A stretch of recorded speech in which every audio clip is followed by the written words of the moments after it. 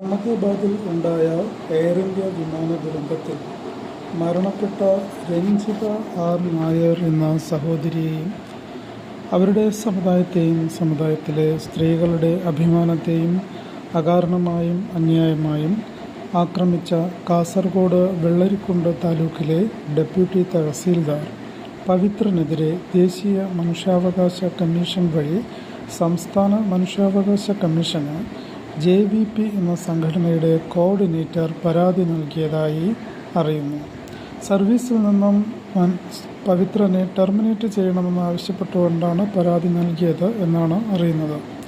സാധാരണഗതിയിൽ ചെറിയ മനുഷ്യാവകാശ പ്രശ്നങ്ങളുണ്ടായാൽ പോലും സംസ്ഥാന മനുഷ്യാവകാശ കമ്മീഷൻ, സംസ്ഥാന വനിതാ കമ്മീഷൻ എന്നിവർ സ്വമേധയാ കേസ് എടുക്കുന്ന കീഴ്വഴക്കം ഉണ്ട്. പക്ഷേ ഇത്രയും വലിയൊരു സംഭവം ഉണ്ടായിട്ട് കൂടി, അതായത് കേരളത്തിലെ 17% വരുന്ന നായർ സമുദായത്തെയും അതിലെ സ്ത്രീകളെയും അധിക്ഷേപിച്ച വ്യക്തിക്കെതിരെ മനുഷ്യാവകാശ കമ്മീഷൻ സ്വമേധയാ കേസ് എടുക്കാത്ത സാഹചര്യത്തിൽ പവിത്രനെതിരെ ദേശീയ മനുഷ്യാവകാശ കമ്മീഷൻ വഴി സംസ്ഥാന മനുഷ്യാവകാശ കമ്മീഷനിൽ പരാതി നൽകിയെന്നാണ് പറയുന്നത്. പവിത്രനെ ഗവൺമെൻറ് സർവീസിൽ നിന്നും ടെർമിനേറ്റ് ചെയ്യണമെന്നാവശ്യപ്പെട്ടാണ് പരാതി കൊടുത്തത്.